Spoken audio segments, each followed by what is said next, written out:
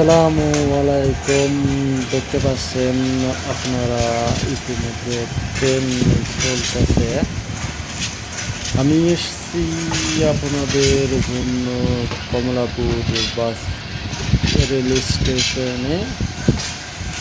সেখানে রেল স্টেশনে দাঁড়ায় আছি কক্সবাজার যাওয়ার পথে।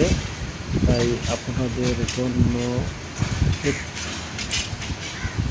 আমার নতুন ইউটিউব চ্যানেল ন্যাচারাল কিন্তু সবাই আমার সাথে থাকবেন, চ্যানেলটি সাবস্ক্রাইব করে দিবেন। আমি তাদের পরিবর্তে আরও